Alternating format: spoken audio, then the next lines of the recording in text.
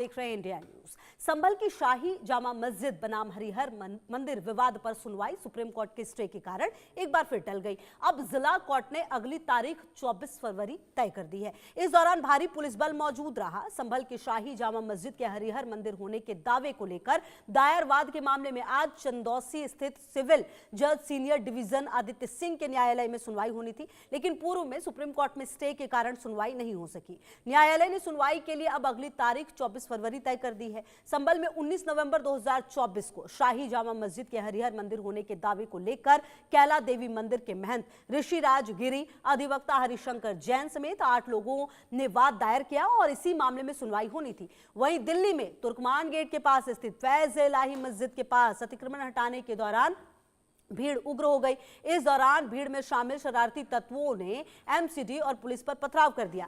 Police ने CCTV footage और surveillance team की मदद से अब तक करीब 3 दर्जन लोगों की पहचान की है।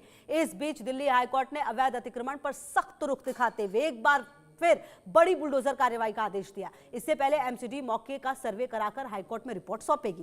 कई बार अतिक्रमण हटाने गई टीम पर पत्थरबाजी की घटनाएं सामने आती हैं। एक तो अतिक्रमण किया जाता है और फिर पत्थरबाजी भी यही लोग करते हैं, यानी चोरी की चोरी और ऊपर से सीनाजोरी। इसी मुद्दे पर हम अपने खास मेहमानों से चर्चा भी करेंगे, लेकिन उससे पहले 2 तस्वीरें हैं आपकी टीवी स्क्रीन पर। संभल की जामा मस्जिद का सर्वे करने जब प्रशासन की टीम गई थी तो पत्थरबाजी हुई, और अब दिल्ली के तुर्कमान गेट के पास अतिक्रमण हटाने गई टीम पर पत्थरबाजी हुई है। तो 2 तस्वीरें हैं आपकी टीवी स्क्रीन पर। कमोवेश एक ही तरह की स्थिति दोनों ही जगहों पर। सवाल यही उठता है कि आखिरकार बार बार पत्थरबाजी जो है वो क्यों होती है, आखिरकार ये जो गैंग है वो इतना ज्यादा सक्रिय कैसे हो जाता है। और बड़ा सवाल ये भी कि जब पुलिस प्रशासन को इस तरह की जब घटनाएं पहले हो चुकी होती है तो फिर वो उस तरह की तैयारी के साथ क्यों नहीं जाते। ये वो तमाम सवाल होंगे जिसके जवाब को ढूंढने की कोशिश होगी। और निश्चित तौर पर इस तरह की घटना होने से रुकना ही चाहिए, क्योंकि कहीं ना कहीं लगातार इसको लेकर सवाल उठते रहे। और देखिए कहीं ना कहीं क्योंकि जब कोर्ट का आदेश आया, जब ऑर्डर था, उसके बाद यहाँ पर टीम पहुंची थी। दोनों ही जगह पर अगर आप देखें, चाहे वो संभल की बात अगर आप करें या फिर जो बातें अभी तुर्कमान गेट पर हुई है, तो ऐसे में सवाल कई सारे उठते हैं। और सवाल ये भी उठते हैं कि आखिरकार ये पत्थरबाजी कब रुकेगी। तो सबसे पहले देखिए देश का सवाल क्या है वो अब आपको बता देते हैं। अतिक्रमण हटाने गई टीम पर पत्थरबाजी कहां तक जायज है, ये बड़ा सवाल है। क्या पत्थरबाजों के खिलाफ कार्रवाई होनी और सख्त होनी चाहिए, ये भी अहम सवाल है। अतिक्रमण पर बुलडोजर कार्रवाई को लेकर सियासत करना ठीक है क्या, ये भी अहम सवाल।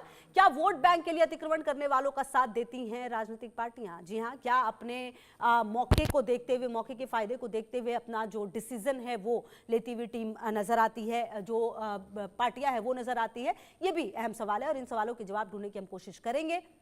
तमाम खास मेहमान जो हैं वो भी लगातार अब हमारे साथ जुड़ेंगे और उनसे भी हम बातचीत करेंगे।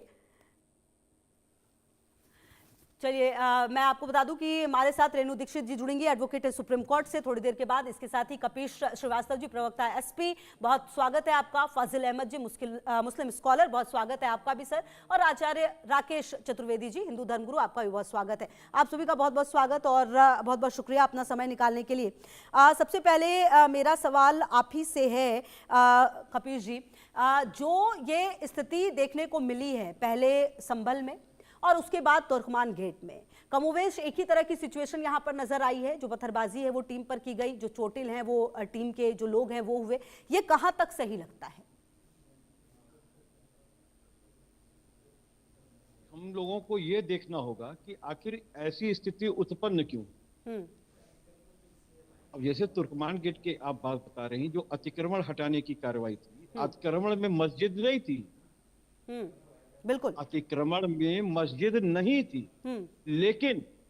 लेकिन जब प्रशासन ने रात के 1-2 बजे की कार्रवाई निश्चित की और बीसियों बुलडोजर चले गए और किसी ने वोट की राजनीति के लिए हिंदू मुसलमान कराने के लिए ये अफवाह उड़ा दी कि ये मस्जिद डिमोलिश होने जा रही। हाँ बिल्कुल, हाँ।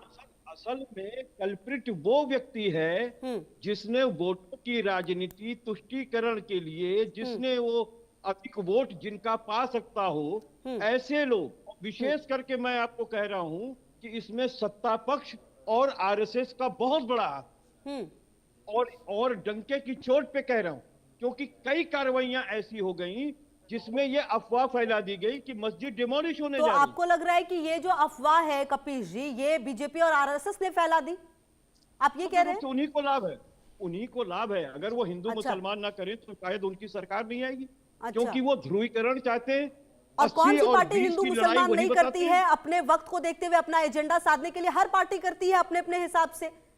आप वहां पर जाते हैं जहां आपको फायदा होगा, जहां पर नहीं फायदा होता वहां पर आप नहीं पहुंचते, आपके नेता नहीं पहुंचते।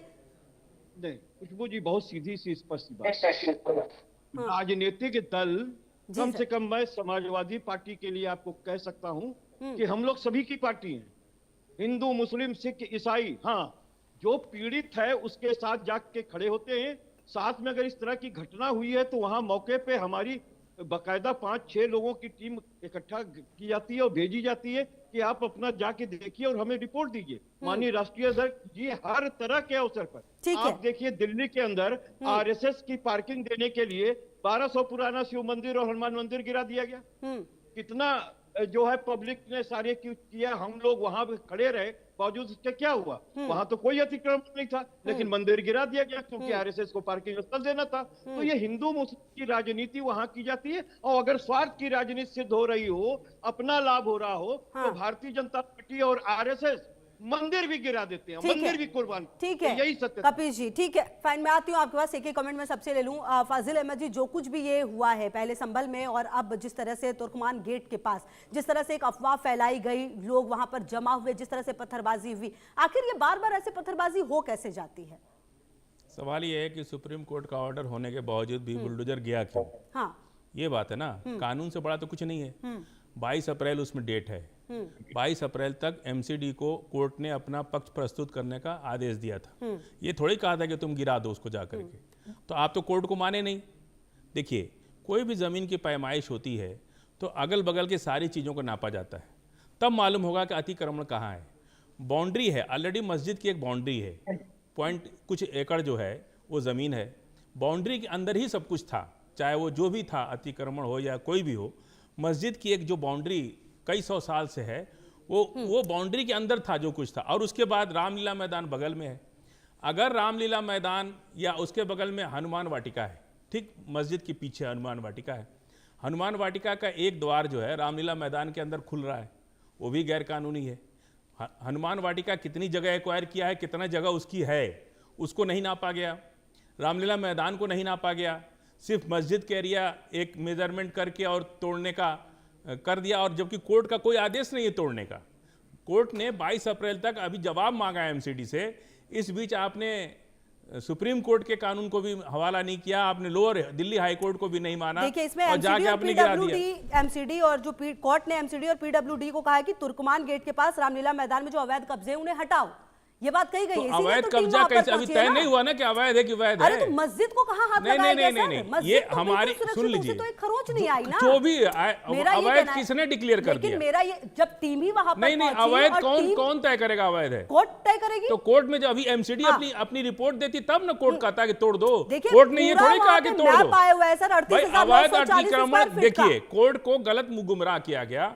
अवैध अतिक्रमण तो फुटपाथ पे अगर कोई रेडी रख ले वो भी अवैध सर, एमसीडी ने सबको मौका दिया था बात रखने का। कोई मौका नहीं दिया, बिल्कुल दिया। 24 नवंबर 16 दिसंबर 2025 को पर्सनल हियरिंग रखी गई थी। नहीं, मेरी बात सुनिए, 22 अप्रैल किस बात की डेट है?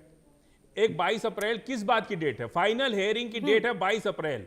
22 अप्रैल को एमसीडी को अपनी रिपोर्ट प्रस्तुत करना था, और रिपोर्ट प्रस्तुत करने के बाद कोर्ट तय करेगा कि हटाना है कि नहीं हटाना। कोर्ट के आदेश के बाद ही एमसीडी ने 22 दिसंबर को फैसला लिया कि अतिक्रमण हटाओ, और 7 जनवरी को अतिक्रमण, उसको आप अतिक्रमण कैसे बोल सकते हैं? जो हमारी प्रांगण के अंदर है, हमारी इस एक मस्जिद के बाद भी एक बाउंड्री है बाहर, अहाता जिसको बोलते हैं, उस अहाते के अंदर अगर कोई चीज अतिक्रमण कैसे हो सकती है? अहाते के बाहर न अतिक्रमण होगा। ठीक है, और हनुमान गढ़ी को हनुमान वाटिका है बगल में। मतलब कुल मिलाकर आप कह रहे हैं ये जो पत्थरबाजी की गई ये सही है? मैं पत्थरबाजी की तो अभी बात नहीं हो रही, तो तोड़ने की बात हो रही है। ना, मेरा तो पहला अगर आप मेरा घर तोड़ेंगी, तो अगर आप एक हाथ कोई पकड़ता है ना, तो भी इंसान हाथ छुड़ाने की कोशिश हाथ नहीं लगाया गया। सर, आप ये बात क्यों नहीं समझ रहे हैं? ये कैसे, अगर पब्लिक वहां नहीं पहुंची होती खरोच नहीं पहुंचाई तो मस्जिद भी लोग तोड़ दिए होते। देखिए सर, यही तो गलत बात है ना। अगर ये कैसे हम माने, जब आदेश कोई चीज सुनिए, अदालत का यदि आदेश होता तो हम मान लेते हैं कि भाई इसको इतना ही एरिया तोड़ना है। तो ये हुआ नहीं, है, गलत बात है, कोई आदेश नहीं है कोर्ट। आप कह रहे हैं कोर्ट ने कोई आदेश नहीं दिया, एमसीडी बिना किसी बिल्कुल बिना किसी आदेश के चली गई।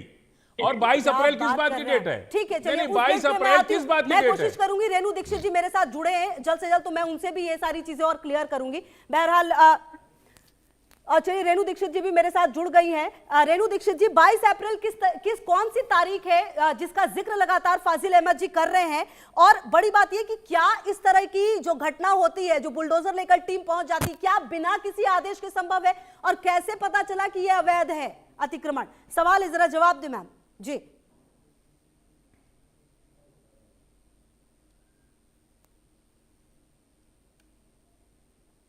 अनम्यूट कर ले मैम अपने आप को प्लीज।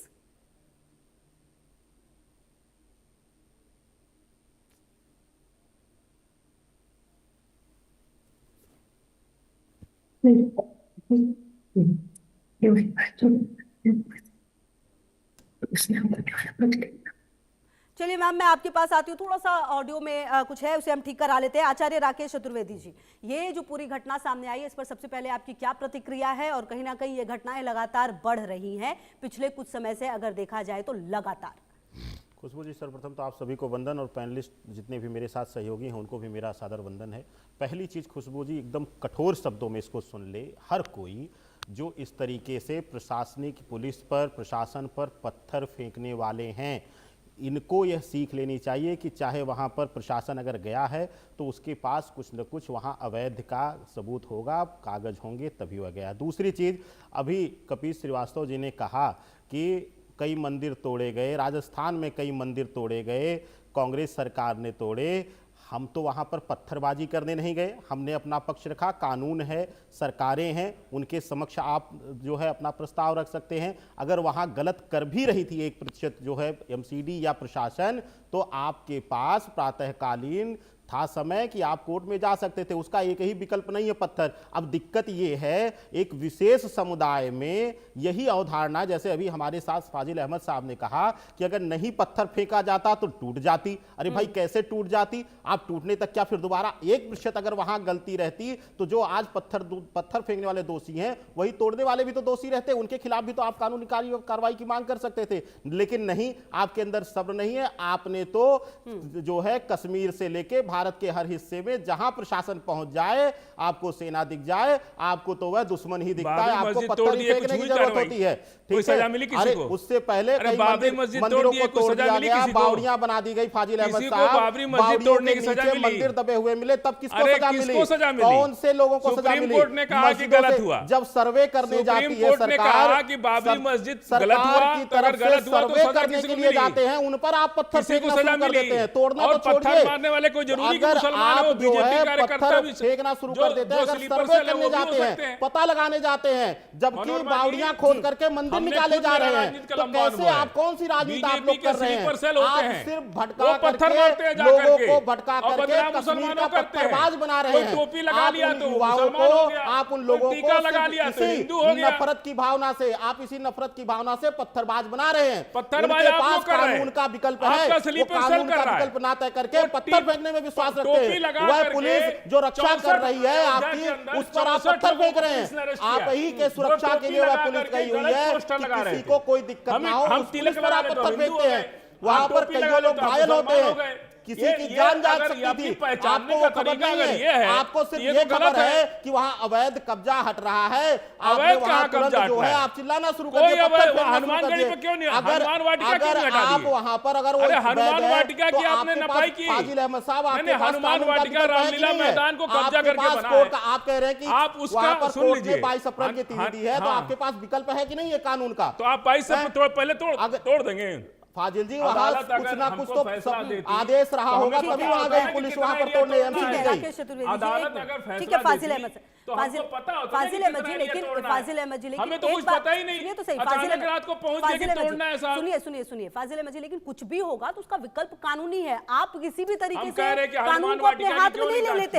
हनुमान वाटिका बगल में रामलीला मैदान जो को भी कब्जा कुछ करके हुआ है बनाया ना फाजिल अहमद जी, हनुमान आपको वाटिका ये पर क्यों नहीं जांच समझ, की? फाजिल अहमद जी, 12 नवंबर आप 2025 मेजरमेंट को करिए, सुनिए स्टूडियो अगर नापा जाएगा, अरे इसके फाजिल अगल अहमद जी, बगल के आप लोगों बस को एक नापा बात जाएगा, लेके नहीं नापा बैठिए। आप जाएगा। सुनिए, 12 नवंबर 2025 को दिल्ली हाईकोर्ट के एक बेंच ने ऑर्डर पास किया था। आप ये बात क्यों नहीं समझ रहे? क्या वापस और क्या इस किया था कि ऑर्डर तोड़ में दो? कोर्ट ने एमसीडी और पीडब्ल्यूडी से कहा था कि तुर्कमान गेट के पास रामलीला मैदान में जो अवैध कब्जे उनको हटाइए। हाँ, तो तुर्कमान उसी गेट वो को तो एक करने के मस्जिद लिए है गए वहाँ ना। अवैध कब्जा। मस्जिद पर तो फुटपाथ खरोच पे भी नहीं और भी आई। तुर्कमान गेट के चलिए पास मैं तो आती हूँ आपके हजारों पास। अवैध कब्जे चलिए हैं। मैं आती हूँ उनको आपके पास। तोड़ने की बात कही कपिल गई जी, है। मस्जिद क्या ठीक है, मैं आती ऑलरेडी हूँ, मुकदमा मैं चल आती हूँ रहा आपके पास। है, कपिल उसको जी, तोड़ने का ठीक थोड़ी है, ऑर्डर फाजिल किया अहमद जी, गया है। फाजिल अहमद जी आती हूँ। कपिल जी, क्या इस तरीके से जो है चलेगा कि भाई हमें तो डर है कि मस्जिद पर अगर वो लोग वहां पर नहीं पहुंचे तो मस्जिद भी गिरा दिया जाता, इसलिए पत्थरबाजी जो है वो ठीक है, नहीं करते तो बचता ही नहीं मस्जिद। इस तरह की सोच और मानसिकता कहां तक चलेगी सर? नहीं, इस बात की पुष्टि वो भी नहीं कर रहे और हर आदमी मजम्मत करेगा इस तरह की चीजों का। लेकिन एक बात मैं ये पूछना चाहता हूँ कि ये रात के 2 बजे कार्रवाई की, कानून के विरुद्ध कार्रवाई की, क्योंकि रात के 2 बजे रात कानून में के आप- विरुद्ध कार्रवाई है, क्यों? हाँ, रात में कार्रवाई नहीं हो सकती है, उसके लिए स्पेशल आपको ऑर्डर्स लेने पड़ेंगे। तो उनके पास ऑर्डर थे, उनका कहना ये है जो अधिकारी हैं। रात में नहीं, बकायदा 3 महीने का समय दिया आप ऑर्डर पढ़ लें। 3 महीने का उसमें समय है और अभी अप्रैल तक था। खुशबू जी, मैं बहुत सीधी सी बात पूछ रहा हूं, मैं तो खुद ही एक सनातनी और पुरातनी हूं। मैं तो एक बात ये पूछ रहा हूं, जेन्युइन चीज हमें बता दीजिए कि रात के 12, 1, 2 बजे ही कार्रवाई क्यों? और दूसरी चीज मैं ये पूछ रहा हूं कि आपने जब हमारी जो सरकार है इसने सबका साथ, सबका विकास और सबके विश्वास का वादा किया और एक पर से विश्वास ऐसा हटा, क्योंकि जो डिमोलिशन हुआ था बाबरी मस्जिद, जिसको विवादित ढांचा हम लोग कहते हैं, उसका तो उस पे भी तो सुप्रीम कोर्ट का स्टे ऑर्डर था। आखिर ये कौन से लोग थे कि जो उकसा के चढ़ा करके हिंदुओं के मासूम बच्चों को ले जा करके और अपराधी बनाए और सरकारी गोली के पात्र बना दिए? ठीक और है, ऐसे लोग सत्ता में आ ये गए। सवाल भी तो मैं कपिल तो जी आपको ये पूछेंगे बात जरूर, पूछ लेकिन रहा हूं। कहीं ना कहीं पत्थरबाजी गलत है और ये तरीका कहीं से भी सही नहीं है। बिल्कुल अगर गलत आपको है। कुछ भी गलत लगता है तो बिल्कुल गलत है। आपको कोर्ट का प्रशासनिक अख्तियार करना कार्रवाई चाहिए। भी मैं आती हूँ गलत हुई आपके है। पास सर, मैं आती हूँ रेणु जी को प्रशासनिक जरा कार्रवाई भी मैं गलत हुई चर्चा है, में ले लूँ। उसकी भी रेणु मजम्मत दीक्षित जी करते हैं, हैं और इसकी भी करते हैं। रेणु दीक्षित जी एडवोकेट सुप्रीम कोर्ट, बहुत स्वागत है रेणु जी। रेणु जी, ये जो पूरा मामला सामने आया है इसमें सवाल ये है कि रात के 2 बजे एक्शन क्यों लिया गया? एमसीडी के पास ऑर्डर्स नहीं थे, कई लोग ये भी कह रहे हैं। क्या बिना ऑर्डर के इस तरह की कार्रवाई को करना संभव है? और ये जो आगामी 22 अप्रैल है इसमें क्या होना था, अगर आपके पास कुछ डिटेल्स हो? देखिए, पहली बात तो रात को जो भी कार्यवाही है बिना आदेश के ऐसा नहीं होगा, आदेश दिया गया होगा। दूसरी चीज, 22 तारीख को जितना जो मेरे नहीं पास है, डिटेल्स, आदेश नहीं है। अगर मैं आदेश नहीं है स्वयं तो भी ऐसा एक नहीं होना एडवोकेट चाहिए। हूँ। दूसरी चीज, मैं जी स्वयं जी, भी एडवोकेट हूँ। एक मिनट सुन लें आप मुझे। उसमें 3 महीने का समय दिया गया था और 3 महीना पूरा हो रहा था अप्रैल में। लेकिन इनको इतनी जल्दी मची हुई थी कि विदाउट कोर्ट के आदेश की रात में ही तोड़ दिया जाए। अगर युक्त कारण आपको बताना पड़ता है। ठीक है, अब मैं प्रशासनिक इनसे ला पूरा आप कर भी ले पढ़िए जवाब और सर, हम भी फिर आप पढ़ेंगे। प्लीज अपनी बात रखिएगा। जी रेणु जी। जी खुशबू जी, इसमें मैं एक, ये तो एएसआई सर्वे का जो भी मेंटेनेंस हो रहा है उससे रिलेटेड भी 22 तारीख को हियरिंग होनी है। मैं इसमें एक बहुत इंपॉर्टेंट बात कहना चाहती हूँ। ये जो पूरा विवाद चल रहा है इसमें जो सबसे इम्पोर्टेंट एस्पेक्ट है वो ये है कि कोई भी आर्कियोलॉजी, ये जो प्लेसेस ऑफ वर्शिप एक्ट 1991 है उसके बारे में बात नहीं हो रही, जिसकी वजह से चाहे वो हिंदू हो या मुस्लिम हो, एक कंफ्यूजन की स्थिति समाज में पैदा हो जाती है। स्थिति ये है कि section 4(1) of places of worship act साफ साफ ये कहता है कि 15 अगस्त 1947 को जो भी स्ट्रक्चर है वो उसका जो भी रिलीजियस कैरेक्टर था उसे बदला नहीं जा सकता। दूसरा सेक्शन 4(2) ये कहता है कि clearly it bars the court from entertaining such type of disputes. तो इसलिए मुस्लिम समुदाय में अगर इस चीज को लेकर हो हल्ला हो रहा है या हिंदू समुदाय में, तो सबसे पहली बात यह है कि हम अगर कानून को मानते हैं तो हमें एक क्लियर समझ में आना चाहिए कि एज सच उस एक्ट के तहत ये चीज नहीं हो सकती। अब बात, कई बार लोग बोलते हैं अयोध्या विवाद, अयोध्या में ऐसा क्यों है? तो अयोध्या को एक्सेप्शनली एक्सप्लिसिटली इस चीज मामले से अलग रखा गया था। अब सबसे इंपॉर्टेंट बात है, अगर ये चाहते हैं लोग, ये चाहते हैं कि यहाँ पर कानूनी रूप से या ऐतिहासिक रूप से जो प्रमाण मिल रहे हैं प्रमाण ये कह रहे हैं कि यहाँ पर पहले हिंदू मंदिर था, या यहाँ पे मुस्लिम पक्ष कह रहे हैं कि यहाँ पे मस्जिद थी। जो भी प्रमाण, ऐतिहासिक प्रमाण है, ऐतिहासिक प्रमाण जो भी हमारे रेणु जी, लेकिन मेरा सवाल तो ये है ना कि चाहे मंदिर हो या मस्जिद हो, अभी तो विवाद उस चीज को लेकर है ही नहीं कि मंदिर है कि मस्जिद है। अभी तो विवाद ये है कि जो अतिक्रमण है वो हटाने टीम जाती है और उन पर पत्थरबाजी होते हैं, उन पर हमला किया जाता है। 5 जो है वो बहुत ही घायल हो चुके हैं, 5 जो पुलिसकर्मी है और जो एमसीडी की टीम थी उसमें से। तो कुल मिलाकर ये तो कहीं से भी तरीका नहीं है ना। जो लोग हैं उनके पास और भी तो तरीका है, या सोशल मीडिया का सहारा ले लिया आपने एक वीडियो बना लिया। नहीं, रात को 2 बजे बिल्कुल खुशबू जी, लॉ एंड ऑर्डर अगर कोई लॉ एंड ऑर्डर भी है कुछ या नहीं है, तो रात को 2 बजे किससे जाके कहेंगे ये गलत कर रहे हैं? तो मतलब वो सोशल मीडिया पर आक्रामक तरीके से फैलाएंगे और इस तरह से पत्थरबाजी करेंगे। तुर्कमान गेट बहुत बड़ा है, आपको भी पता है कितना बड़ा है। अगर वहां पे कोई ड्राइव आप चला रहे हैं तो जो सड़क की अराजी है उस पर आप अवैध निर्माण मारेंगे ना कि हमारे घर को तोड़ देंगे। घर को तोड़ा ही नहीं, हमारे घर, सुनिए, हमारी जमीन में हम कमरा कहाँ बना रहे हैं, गार्डन कहाँ बना रहे हैं, आपको आपत्ति क्यों है? मस्जिद को छुआ भी नहीं गया फाजिल अहमद जी, मस्जिद को नहीं छुआ गया, लेकिन हमारा पूरा अहाता जो है, जो अहाता है हमारा, जुमे की नमाज में लोग ज्यादा होते हैं, बाहर टेंट लगता है, अब वो तो रास्ते पे भी कभी-कभी जुमे की नमाज पढ़ने लगते हैं लोग। तो क्यों नहीं पढ़ेंगे? हमारी अपनी जमीन है भाई, विवाद नहीं है, लेकिन मेरा ये कहना है कि ऐसा नहीं है ना, क्यों नहीं पढ़ेंगे? पूरा भारत ही सबकी सब जमीन है। नहीं, पूरा भारत तो सब ले लीजिए, वही बात है ना, क्यों करते हैं? तो ये मतलब नहीं है कि आप एक वीडियो बनाइएगा और उस पर, ठीक है, पानी टंकी बनाने के लिए जमीन ठीक है सरकार को। खुशबू जी, अगर पब्लिक ऑर्डर कोई रात में, दिन में कहीं पर भी इस तरीके से पत्थरबाजी के थ्रू कर रहा है, तो वो क्लियरली उसको एक्सेप्ट नहीं किया जा सकता कानूनी, और कानूनी कार्यवाही बनती है। तो प्रॉपर क्रिमिनल एक्ट और वो सारी चीजें, वो धाराएं लगेंगी और ये अलाउ नहीं किया जा सकता। ठीक है, अच्छा मैं आती हूँ आपके पास। राकेश जी, देखिए इस तरह की जो घटनाएं पिछले कुछ समय में लगातार बढ़ी हैं, क्या लगता है आपको कि कहीं ना कहीं दोनों पक्षों की गलती है क्या? देखिए, इसमें अब दूसरा पक्ष क्या है, दूसरा पक्ष कानून है, वो आदेश दे रहा, उन्हें कुछ ना कुछ आदेश मिला। दूसरी चीज मैं एक चीज बता दूं आपको खुशबू जी, यहाँ हमारे सहयोगी फाजिल साहब और सपा प्रवक्ता दोनों लोगों ने कहा रात में आप लोग ये भूल गए हैं कि जब कहीं जगह जहां रश एरिया रहता है वहां पर स्वतः प्रशासन को यह स्वाधिकार होता है कि वह जब वहां पर भीड़ भाड़ ना रहे, जब वहां पर लोग डिस्टर्ब ना हो, उस समय जो है कार्रवाई की जाए। अनेकों ने ऐसी कार्रवाइयां देखा होगा आपने दिल्ली में कि रात में तो दी जाती है। हाँ, बिल्कुल, वो मुझे लगता है ना, आपको पता होगा ना, मुझे पता होगा, हो सकता है दिया भी हो। दूसरी चीज, अब एक चीज और सुन लीजिए खुशबू जी, अभी सपा प्रवक्ता साहब ने कहा कि अयोध्या बाबरी मस्जिद तोड़ी गई। अरे आप ही की तरह सरकार रहती तो आज यहाँ गोलियां चल गई होती, जो 30 का चिन्हित किए जा रहे हैं उनकी कब्र खुद गई होती। आपने तो गोलियां चला दी सीधा, आपने तो मार डाला, आपने तो उनका कत्ल कर दिया। तो आपकी सरकार की तरह यहाँ सरकार नहीं है। दूसरी चीज,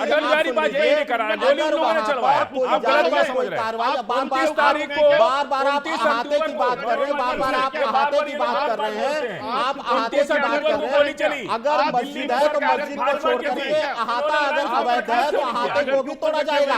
सिर्फ मस्जिद वर्शिप का स्थान है, मस्जिद जो है पूजा का स्थल है, अहाता अगर गलत है तो अहाता भी तोड़ा जाएगा। मैं आती हूँ, एक साथ मैं आती हूँ। बिना तथ्य के कुछ भी मत कहिए फाजिल अहमद जी, फाजिल अहमद जी, बिना तथ्य के, फाजिल अहमद जी, फाजिल अहमद जी, समर्थन दे रहे थे, ऐसे कंटिन्यू बोलने फिर ऐसे कैसे हो सकता? नहीं, बिना तथ्य के फाजिल अहमद जी, बिना तथ्य के, बिना तथ्य, मैं दे रही हूँ आपके पास, मैं प्रॉपर टाइम देती हूँ आपको, क्यों क्या बात कर रहे हैं? मैं आती हूँ आपके पास। एक बार कपिल श्रीवास्तव जी भी कुछ कहना चाह रहे हैं, मैं उनके पास आती हूँ, फिर आपके पास आती हूँ। आप प्रॉपर टाइम लीजिए और बोलिए सर, कोई दिक्कत नहीं है। कपिल श्रीवास्तव जी क्या कहना चाह रहे हैं सर?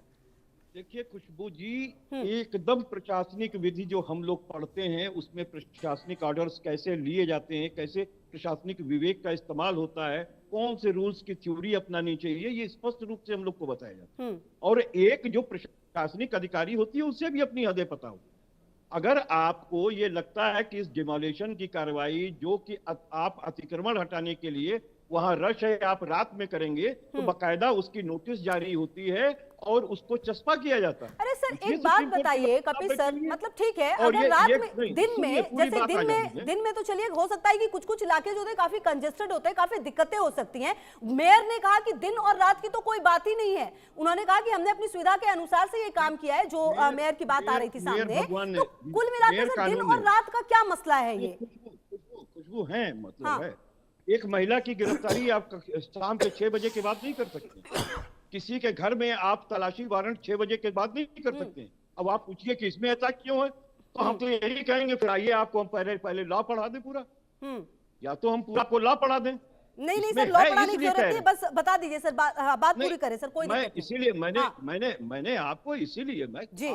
आप देखिए, आप एंकर हैं, आपको जो आपके गुण हैं वो जानती हैं, और जो एक्सरसाइज किया जाता है कानून वो हम जानते हैं, और हमारी सुप्रीम कोर्ट की जो वकील बैठी है वो भी जानती है। मैं एक बात आपको ये कह रहा हूं कि अभी हमारे मित्र जो कह रहे थे, देखिए मीठा मीठा गपगप और कड़वा कड़वा तू नहीं चले।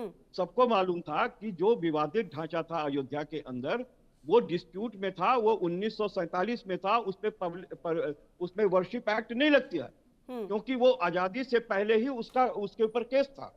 आप आजादी के बाद कोई नया केस किसी पे ठीक है, नहीं मैं ला सकते, सर इस पे और कपिल साथ जी ही मैं ना आ उसका रही हूँ स्वरूप आपके बदल पास, सकते हैं। मैं आती हूँ और आपके दूसरी पास, चीजें, हाँ मैं आप एक ही के बात पास पूरी आई हो हूँ, जाने दें, मैं आ रही हूँ एक बात पूरी हो जाने दें, ठीक है ठीक है एक बात पूरी हो जाने दें। मैं, हमारे मित्र ये कह रहे हैं कि आप गोली चलवा देते, हमने नहीं गोली चलवाई, हमारे घर की गोली थोड़ी थी। आप 100 की सीधी बात समझिए, जब स्टे था, सुप्रीम कोर्ट ने यथास्थिति बनाए रखने का आदेश दिया था, तो सभ्य समाज के अंदर जो कानून लागू करने के लिए सरकार होती है वो यथोचित बल का प्रयोग करती है। और प्रमुख मुख्य सचिव जो नृपेंद्र मिश्रा थे उस समय, आज वो राम मंदिर ट्रस्ट के अध्यक्ष हैं भारतीय जनता पार्टी में। और क्या मुलायम सिंह यादव को ये मंदिर तोड़ने के लिए दिया गया था क्या? बाबरी मस्जिद तोड़ने के लिए, कारतूकों पे गोली चलाने के लिए पद्म विभूषण दिया गया था क्या? क्या बिना सर पैर की बातें करते हैं? ठीक है, मैं आती हूँ अब आपके पास। अच्छा फाजिल अहमद जी, आपको जो बात कहनी है वो तो आप कहिएगा ही। इसके अलावा देखिए, जो एमसीडी ने 22 दिसंबर को मस्जिद समिति को एक नोटिस भी जारी किया था, जिसमें बताया गया था कि 0.195 एकड़ जमीन को छोड़कर बाकी जो जमीन है वो भारत सरकार के अधीन है, और इस पर जो निर्माण है वो बना हुआ अवैध है। एमसीडी ने मस्जिद समिति को जमीन पर मालिकाना हक से जुड़े दस्तावेज पेश करने के लिए सुनवाई का मौका भी दिया, लेकिन ये सुनवाई जो है जब हुई तो फिर यहां पर कोई टीम नहीं थी, और आदेश में उसके बाद जो कोर्ट है उसकी तरफ से कहा गया कि इस जमीन पर बनी मस्जिद के अलावा बाकी हिस्सा अतिक्रमण है, उसे हटाया जाना जरूरी है। देखिए वो कहां से आपको ये आया है, अभी 22 अप्रैल की डेट थी ना, उसमें 22 अप्रैल तक, सुनिए 22 अप्रैल तक ये नाप के देना था, यही दिक्कत है फाजिल एमसीडी को। अब सुन लीजिए, बात आ रही है राम भक्तों पे गोली चलाने की। अब आप, मैंने जो सवाल किया पहले उसका भी तो जवाब दीजिए ना। दे रहा हूं, उसके बाद दे देंगे। 29 अक्टूबर को पहली बार गोली चली। केंद्र में कौन था? लाल कृष्ण आडवाणी और अटल बिहारी वाजपेयी, ये दो लोग बाहर से समर्थन दे रहे थे। यदि मुलायम सिंह यादव ने 29 अक्टूबर को गोली चलाई तो क्यों नहीं बर्खास्त कर दिए? दिल्ली में तो आप ही लोग बैठे थे ना। और अगर राम भक्तों पर गोली नहीं चलती तो आज भाजपा कोई पूछता क्या? ये तो गोली चलाया जानबूझ के ना इन लोगों ने। अटल बिहारी वाजपेयी ने गोली चलवाया, लाल कृष्ण आडवाणी ने गोली चलवाया, अभी जिंदा है वो बता सकते हैं। और सुन लीजिए, और मुलायम सिंह यादव स्वर्गीय मुलायम सिंह यादव पूरी राजनीति ही उन्हीं कारसेवकों के लाश पर किया, वो उनको सरकार नहीं मिली। क्यों नहीं किया इन लोगों ने? राजनीति उन्होंने किया। सरकार ने इसीलिए पद्म विभूषण दिया है क्या नेताजी को? उसी तरह से बर्खास्त करना चाहिए था अटल बिहारी वाजपेयी को, लाल कृष्ण आडवाणी को।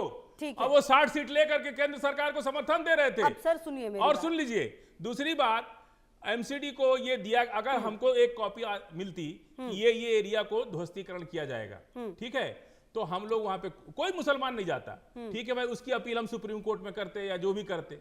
लेकिन अभी तो 22 अप्रैल को डेट दिया गया था कि एमसीडी अपनी जांच देगी। एमसीडी से ऑब्जेक्शन फाइल किया गया कि हनुमान वाटिका जो मंदिर है बगल में, वो रामलीला मैदान की और कुछ हमारी ही जमीन पर मुस्लिम फैज इलाही की मस्जिद की जमीन पर बना हुआ है हनुमान वाटिका। हम लोग कभी ऑब्जेक्शन नहीं किए, चलो ठीक है भाई, धर्म का काम हो रहा करने तो कोई बात नहीं है। उसका एक गेट रामलीला मैदान में खुल रहा है, फैज इलाही का गेट तो नहीं रामलीला मैदान में खुल रहा है, वो भी गलत है। कभी किसी ने ऑब्जेक्शन किया?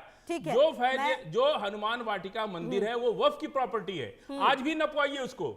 हम कह रहे हैं तब तक सही नापी नहीं होगी जब पूरा रामलीला मैदान नापा जाएगा, तुर्कमान गेट से लेकर के मस्जिद नापा जाएगा और हनुमान वाटिका नापा जाएगा, तब जाके मेजरमेंट पूरा होगा। लेकिन इन्होंने सिर्फ मस्जिद का एरिया नाप करके, और हमारे प्रांगण के अंदर एक बाहरी बाउंड्री आज भी मौजूद है। मस्जिद की बाहरी बाउंड्री आज भी मतलब मौजूद आप है। ये कह रहे कोर्ट का आदेश गलत था, जो कोर्ट ने कोर्ट का आदेश दिया आदेश वो ही गलत नहीं है। था। कोर्ट ने आदेश दिया तभी कोई तो आदेश MCD नहीं गई। था। आप क्या बात बिल्कुल कर कोई रहे हैं? आदेश नहीं आप था। क्या आप बात कर दिखाइए रहे हैं? अगर कोर्ट का क्या बात कर रहे हैं हम आप लोग फाजिल भी- अहमद जी? बिना अरे कोर्ट के हम आदेश लोग के उस टीम कैसे आदेश को पहुंच पढ़ते जाएगी? हैं, कोर्ट में पैरवी क्या कर बात रहे कर रहे हैं आप? हैं, ठीक ऐसे है, थोड़ी मैं होता आती हूँ आपके है। पास। अभी रेणु जी, तक अच्छा, 22 रेणु जी अप्रैल से- को इनको ठीक है। रिपोर्ट देनी रेणु थी। जी, क्या ये संभव है कि बिना किसी आदेश के, कोर्ट ने आदेश दिया तभी टीम वहां पर पहुंची? क्या बिना किसी आदेश के ऐसे बुलडोजर लेकर जो टीम है वो पहुंच जाएगी किसी जगह पर? क्या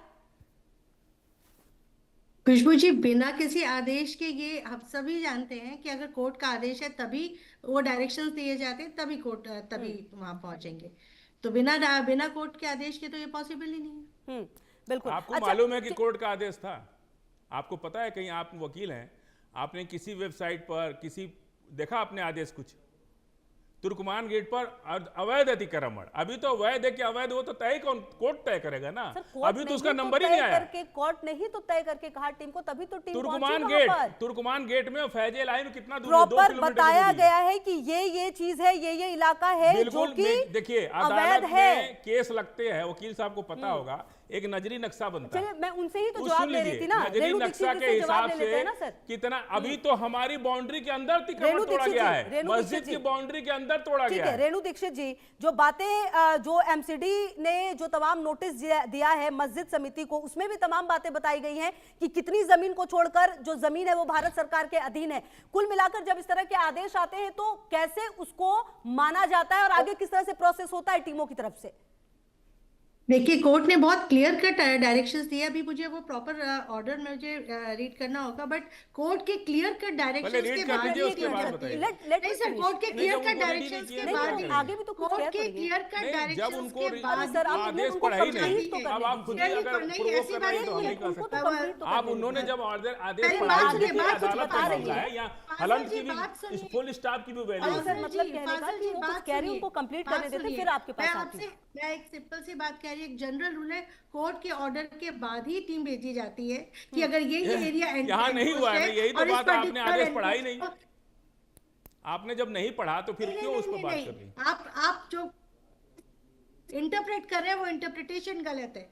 आप नहीं, उस आपने order कहा कि को हमने गलत आदेश तरीके नहीं से- पढ़ा अभी तक। नहीं हमने भी तो आप यही उस कह और- रहे आप हैं, अगर उसको हमें गलत भी एक तरीके कॉपी से- मिली होती कि भाई आपका इतना एरिया, इतना स्क्वायर फीट लंबा, इतना चौड़ा, इतना पीछे से, इतना दाहिने बाएं, पूरा एक नजरी नक्शा बनता ठीक है, ठीक है उस नक्शे के सर। हिसाब आई थिंक से मैंने आपको demolish काफी करना है। समय दिया तो है। हम अब मैं जरा, ठीक है, मान जाते कपिल हैं जी कि के भाई पास, ठीक है। रेणु जी, कपिल सर, क्या ये संभव है कि बिना कोर्ट के ऑर्डर के ये जो घटना है वो हुई है, टीम जो है वो पहुंच गई, अब बुलडोजर एक और एक्शन लेने लगी? कि कोर्ट का आदेश जैसा कि आप कह रहे हैं, मैंने पढ़ा नहीं, लेकिन जैसा कि मीडिया कह रही है, आप लोगों के माध्यम से ये पता चला है कि उन्होंने अतिक्रमण हटाने के लिए तुर्कमान गेट पर ये आदेश पारित किया था। लेकिन तुर्कमान गेट का इलाका बहुत बड़ा है, किस बिंदु पर पारित किया था, क्या उसका नक्शा नजरी था, वो सही तोड़ा गया कि गलत तोड़ा गया, ये भी बाद में पता चले। और ठीक मैं है। बार बार आपसे निवेदन कर रहा हूं कि रात में अगर कोई आपको डिमोलिशन की कार्रवाई करनी होती तो उससे पहले आपको चस्पा करना होता है कि हम इस वजह से रात में कार्रवाई ठीक है। करेंगे, पहले सूचना देनी चाहिए, तब कम ठीक से है। कम अफवाह नहीं फैलती। और अगर अफवाह नहीं फैलती तो शायद ये हरकत ना होती, क्योंकि एक कौम के मन में इतना ज्यादा वो भर दिया गया है कि आपको डर भर दिया गया है कि जो एक डेमोलिशन हुआ अयोध्या के अंदर, तो वो भयभीत है। अच्छा, इस डेमोलिशन को बकायदा 1000 के अपने आदेश में माननीय सर्वोच्च न्यायालय ने, गोगोई साहब की जो पीठ थी, उसने कहा कि जो विवादित ढांचा गिराने की जो प्रक्रिया थी ये अवैध थी और अवैधी नहीं, ठीक है। आपराधिक थी, आपराधिक अब थी। राकेश जी देखिए, ये भी कानून जी सर, मैं आती हूँ राकेश जी आप ही के पास। सर देखिए, अब तो वो ये पूरा मामला ही अब सुप्रीम कोर्ट ने क्लोज कर दिया और उसमें 1000 से ज्यादा पन्नों का वो पूरा जो फरमान है वो अब आया है। उसमें क्या क्या और लाइंस कही गई है वो तो अब हर लाइन पर हम डिस्कस करेंगे तो ये काफी लंबा चला जाएगा। बहरहाल अयोध्या का मामला तो अब हो चुका, लेकिन तमाम पार्टियां इसे समय समय पर अपने हिसाब से इस्तेमाल करती है। राकेश जी, खुशबू जी, अभी बार बार बात हो रही है आदेश की और थोड़ा सा समय मिला जब सहयोगियों से आप प्रश्न कर रही थी तो एक दो जो है हम लोगों के भी स्नेह संबंध हैं, दिल्ली हाई कोर्ट में वकील हैं, तो यहाँ पर जो चर्चा हो रही है बार बार, जो हमारे सहयोगी और कपीश जी चर्चा कर रहे हैं, हालांकि कपीश जी ने कहा कि जो आदेश हो उसमें हम नहीं जानते, लेकिन रात में क्यों। लेकिन मैं आपको फाजिल जी बता दूं, इसमें जो है कमेटी की तरफ से एमसीडी के जो रिपोर्ट थी उसको चैलेंज करके हाई कोर्ट में मांग की गई कि वहां पर अवैध कब्जे के अगेंस्ट। अब वहां पर हाई कोर्ट ने आदेश दिया था, दिल्ली हाई कोर्ट का यह आदेश था कि मस्जिद को छोड़ करके जो अवैध एरिया है उसको वह स्वतः मुक्त करें, या फिर एमसीडी को आदेश दिया कि वह मुक्त कराए। अब इसमें अब सुन लीजिए फाजिल जी, बहुत सारी टेक्निकल चीजें होती है। अब आपसे मैं वकील नहीं हूं, मैं धर्मगुरु हूं। अब सुन लीजिए, पहले सुन लीजिए। 22 अप्रैल को जो आप चर्चा कर रहे हैं अदालत ने जजमेंट दे दिया था, वह बड़ा क्षेत्र है, उसके पूरे क्षेत्र में जो अवैध निर्माण तुर्कमान गेट से लेकर के और फैजल मस्जिद तक 2 किलोमीटर है। एमसीडी को रिपोर्ट पेश करनी थी। तुर्कमान गेट कहां है? शब्दशः उस जो हाई कोर्ट का जो आदेश है फाजिल साहब, उसमें मस्जिद कमेटी को सीधा सीधा आदेश दिया गया था।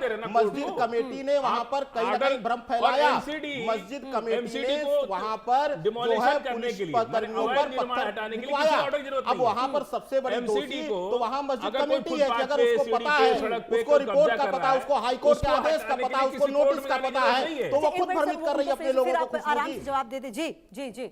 तो वहां पर कहीं ना कहीं जो मस्जिद से जुड़े हुए लोग हैं और जो फाजिल अहमद साहब जैसे लोग हैं, वो कहीं ना कहीं एक भ्रम फैला रहे हैं और इन्हीं की वजह से पत्थरबाज और बढ़ रहे हैं। और सबसे बड़ी चीज फाजिल अहमद साहब, मैं 1% मानता हूं, मैंने शुरू में ही बहुत अच्छा कपीस जी ने कहा कई मंदिर तोड़े गए, मैंने उसको समर्थन भी किया। मैंने कहा कि हम लोग पत्थर फेंकने नहीं गए, हम लोग जो है कोर्ट का रास्ता अपनाया और कई जगहों पर मंदिरों का विस्थापन किया गया, लेकिन हम पत्थर फेंकने नहीं गए। हमें पता है कि प्रशासन भविष्य की योजनाओं के तहत कुछ काम कर रहा है, कुछ चीजें जो है आगे प्रोग्रेस के लिए की जाती है, तो हम लोगों ने निवेदन लिया। दूसरी चीज पत्थर फेंक करके ही उसका विरोध किया जाए, लोगों की जान लेकर के विरोध किया। दूसरी चीज फाजिल अहमद साहब, आप बार बार कह रहे थे कि नपना चाहिए, नपना चाहिए। अरे जब सर्वे करने जाती है तब भी पत्थर गोलियां बरसती है, तो नपती तब क्या हालत होती, दिन दहाड़े नपती तब कैसे वहां पर पत्थरबाजी होती। अगर यही भावना है, अगर प्रशासन के खिलाफ यही सोच है, प्रशासन के खिलाफ आप लोगों ने सोच लिया कि आपका, अरे भाई आपको भाजपा के खिलाफ आप नहीं बोल सकते, आपके अंदर डर है। फाजिल साहब, मैं भाजपा ने मंदिर तोड़ दिया, भाजपा के साथ भी बोला, नहीं भाजपा के खिलाफ आप नहीं बोल सकते।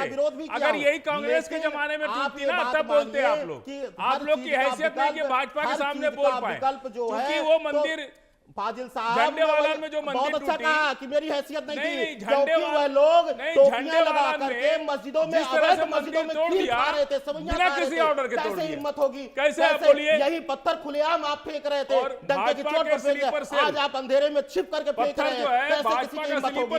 जब पुलिस प्रशासन अपनी जान पर आ गया है तो आम आदमी कैसे आपका विरोध करेगा? आज भी कैसे विरोध कर पाएगा भाई फाजिल अहमद साहब? वहां पत्थर की जगह बम भी फेंके जा सकते हैं, कैसे कोई विरोध करेगा आपका? ठीक है, ओके, मैं आती हूँ आपके पास। और कपीश जी देखिए, आप कुछ अच्छा ठीक है कहिए जी। फाजिल, इन लोगों ने एक ऐसा माहौल बना दिया है, किसने? अगर कपीश जी टोपी लगा किसने? लें तो इनको कहेंगे मुसलमान है, हम टीका लगा लें तो हमको ही कहेंगे हिंदू है। ऐसा माहौल देश में बना दिया है। स्लीपर सेल 60 लड़कों को पकड़ा अयोध्या पुलिस ने, जो अयोध्या के अंदर पोस्टर लगा रहे थे, गलत पोस्टर लगा रहे थे। अयोध्या की पुलिस ने पकड़ा हिंदू बच्चों को और वो टोपी लगा के पोस्टर लगा रहे थे। ठीक है, ये आपने बताया यही काम जो है पूरे देश में ये लोग करते हैं। कपीश जी गवाह है, हम लोग खुद डिबेट किए हम और कपीश जी। ठीक है, क्यों कपीश जी, आपको याद है कि नहीं? 6 महीना पहले अयोध्या के अंदर टोपी लगा करके हिंदू और वो पोस्टर लगा रहे थे मुसलमानों को भड़काने वाला, और उस पर पुलिस ने पकड़ा उनको, अरेस्ट किया तो उनको। पुलिस ने पकड़ा ना, एक्शन हुआ ना, पुलिस ने पकड़ा, चला रहे ना, जो रात पत्थर चला रहे। ठीक है, मैं आती हूं आपके पास। अब प्लीज, अब फाजिल अहमद जी थोड़ा सा, अब फाजिल अहमद जी रुकिए एक सेकंड। कपीश जी हाँ, क्या कहना चाह रहे सर जी? देखिए, हम ये कह रहे हैं खुशबू जी कि जो अभी बात कर रहे थे फाजिल साहब अयोध्या वाला, उस मस्जिद कमेटी ने ही पुलिस को सूचना दी थी कि कुछ लोग इस तरीके से गलत करा रहे हैं और जिससे कि हिंदू मुसलमान का जो है वो दंगा हो सकता है। तो वो जानते थे कि ये जो कहन के कर रहे हैं, और ये मस्जिद कमेटी ने किया था और पुलिस ने बहुत अच्छा एक्शन लिया। हम सारे लोगों ने तारीफ जी। मैं एक बात ये कह रहा हूँ, देखिए मैं एक बात ये कह रहा हूँ कि हमारा नाम लेकर के हमारे मित्र जो आचार्य राकेश चतुर्वेदी जी हैं, वो बार बार कह रहे हैं कि मंदिर भी गिराया गया। मैं आपको बार बार निवेदन कर रहा हूँ, मंदिर सिर्फ वहां गिराया गया जहां आरएसएस के लिए पार्किंग बनानी थी, समझिए। 1200 साल पुराना, और वो अतिक्रमण नहीं था। सारे लोग वहां पर हिंदू लगे हुए थे, उसका भी उल्लेख कर दीजिए आप। नहीं सुन तो लें, अरे भाई सुनिए, हम आपको बता रहे हैं और भी कहाँ गिराए गए। पूरा मंदिरों का शहर ही था बनारस। मोदी जी ने उसको आधुनिक बनाने के चक्कर में पूरा का पूरा भगवानों का सारा मंदिर, हजारों मंदिर उत्तर प्रदेश से लेकर के और गुजरात तक तोड़ा गया। वो अपने स्वार्थ में, क्योंकि अडानी साहब को चौड़ी रोड और उनको व्यवसाय का मद्दा देना था। 1 रुपए में कई 100 एकड़ और कई हजार एकड़ जमीन दे दिया गया, पूरा जंगल काट दिया रातों रात। छोड़ दीजिए, मत कीजिए देखिए ऐसा। कपिल जी, अब ये इस हमारे तरह की आपके किसी के भी बातें हित बोल में देना, अब कितने कितनी सारी चीजें आप साबित कर पाते हैं बतौर पार्टी, और वो भी तो, ये भी तो देखना होगा, सिर्फ कहना थोड़ी होगा। अगर इस तरह की कुछ बात है तो फिर साबित भी किया जाए। हर पार्टी तो अपने अपने लिहाज से तमाम चीजों का इस्तेमाल करती है। मैं आती हूँ आपके पास, बहुत देर से मैं रेणु जी के पास गई नहीं। रेणु जी, कितना मुश्किल हो जाता है जब इस तरह की बातें सामने आती हैं, एमसीडी अपने अधिकार को लेकर सामने आती है कि भाई हम तो अब आ गए हैं, दूसरी तरफ जो एक वर्ग है वो एक सोशल मीडिया पर एक वीडियो आता है, उसके बाद कई लोग वहां पर जमा हो जाते हैं, पत्थरबाजी होने लगती है, हिंसा होने लगती है। कितना मुश्किल है इस तरह से किसी अतिक्रमण को हटाना आज के टाइम पे, तब भी जबकि कहा ही जा रहा है कि कोर्ट का आदेश था उसके बाद। रेणु जी। खुशबू जी, जब भी इस तरीके की बातें जो हम देख भी रहे हैं आजकल समाज में बढ़ रही हैं, तो कोर्ट नॉर्मली एविडेंसेस पे रिलाई करता है, एविडेंसेस देखता है किस तरीके से जो पत्थरबाजी है, पत्थरबाजी एडमिनिस्ट्रेशन को clearly law and order maintain करना होता है, वो डिटेन कर सकते हैं, उन्हें रोकना होता है कि ताकि ये चीज़ फैले ना। तो जब भी कोर्ट को, और बहुत बार कोर्ट इस स्थिति में क्या करती है, या तो स्टे ऑर्डर पास करती है या फिर एविडेंसेस के बेस पर फिर फाइनली वो डिसाइड करती है कि क्या किस लिमिट तक हमें नेक्स्ट स्टेज पे आना है।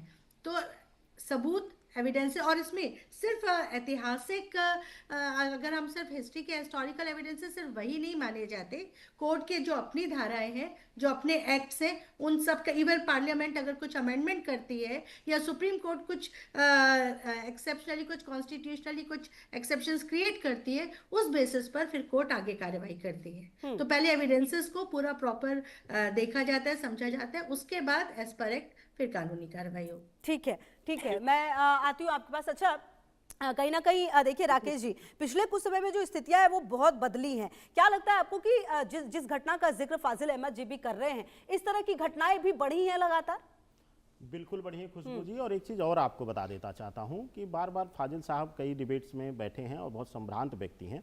इन्होंने बड़ा चर्चा किया है कि मुस्लिम जो है दबा हुआ है, मुस्लिम कब्जा। अगर दबा हुआ मुस्लिम बेवजह प्रशासन पर पत्थर फेंक रहा है तो सोचिए उठा हुआ किसको कहेंगे आप। पहली चीज तो इसका तर्क निकाल लीजिए। दूसरी चीज आपको फाजिल साहब वो जो टोपी लगा के करते हुए मिले हैं, जो मस्जिदों से निकल करके लाल मिर्च फेंक रहे हैं, ये सब जो है ये किसकी स्लीपर सेल है? वो तो पुलिस निकलवा लेगी डंडे मार करके, अपने विधान से, पुलिस के पास संविधान है, वो निकलवा लेगी कि कौन है। ठीक है, दूसरी चीज यह चीज विशेष रूप से मुझे कि यह जो घटनाएं हैं, यह कुछ संगठन जो है बेवजह उनके पेट में पीड़ा होती है। अवैध बावड़ियां जब टूटती हैं, अवैध बावड़ियां जब खुदाई होती है, क्यों इनको पीड़ा होती है? आपको खुशबू जी ये भी बता दूं क्यों राजनीति होती है उन लोगों पे। वह लोग जो अवैध बावड़ियां हैं जिनके नीचे मस्जिद, वहीं पर बैठकर सेवैयां खाते थे। आज अगर हम गर्व के साथ अपनी बातें रख रहे हैं तो इनको पीड़ा होती है। सरकार अगर उचित कार्रवाई करती है तो इनको हिंदू मुस्लिम दिख जाता है। अरे भाई, सरकार को जहां भी अवैध होगा वहां पर, अरे सरकार अगर वहां पे उनको वह रिपोर्ट लगती है, अगर वह भी अवैध होती है तो उस पर भी कार्रवाई होगी। आप प्रतीक्षा तो करें, आप प्रतीक्षा तो करें। आप अगर अवैध तोड़ा जा रहा है तो आप पत्थर फेंकने लगेंगे। आपके पास शब्द तो है ही नहीं, आपके पास कानून पर भरोसा तो है नहीं, आपको न्यायालय पर भरोसा रह नहीं गया है। आप तो तुरंत पत्थर फेंकना शुरू कर देते हैं, आप तो तुरंत सर फोड़ना शुरू कर देंगे, आप तो सीधा वह जिहादी सोच से वो मारना शुरू कर देंगे। आप मारने पर तुरंत आ जाते हैं, आप फोड़ने पे, सर फोड़ने पे तुरंत आ जाते हैं, आप सीधा जो है रक्त रंजित करना शुरू कर देते हैं धरा को। अब कौन सा ये तरीका है? अगर कोई कार्रवाई हो रही है, चाहे वह हनुमान वाटिका हो, चाहे कोई, चाहे मस्जिद का प्रांगण हो, कोई भी हो, और यहाँ पर आप फाजिल साहब साफ साफ पढ़िए, आप बार बार कोर्ट के आदेश की बात करें, आप हाईकोर्ट के आदेश को पढ़ लीजिए, आप क्लियर हो जाएंगे।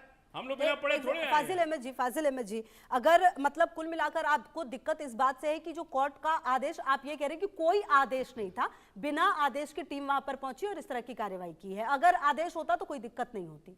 ये कह रहे हैं। यही मैं कह रहा हूँ कि 22 तारीख डेट इसी बात की थी। 22 तारीख फाइनल जजमेंट कोर्ट देती कि इतना एरिया, इतना स्क्वायर, एक एक इंच। देखिए सुप्रीम कोर्ट हाई कोर्ट के फैसले में फुल स्टाफ की वैल्यू होती है। कपिश मिश्रा जी बता सकते हैं, अभी श्रीवास्तव जी बोल सकते हैं। एक फुल स्टाफ लग जाता है ना, उसमें भी बहस होती है 1 घंटा। फाइनल जजमेंट तो आने देते। हाई कोर्ट ने अभी जजमेंट थोड़ी दिया, अभी तो 22 अप्रैल सुनवाई की डेट है, उसमें फाइनल जजमेंट देते। हम लोग तो खुद ही तोड़ लेते उसको, अगर अवैध रहता तो। क्यों हम खुद हटा सकते हैं? क्यों एमसीडी क्यों हटाती? ठीक है, चलिए ठीक है, अपनी अपनी बातें और दलीलें बहरहाल।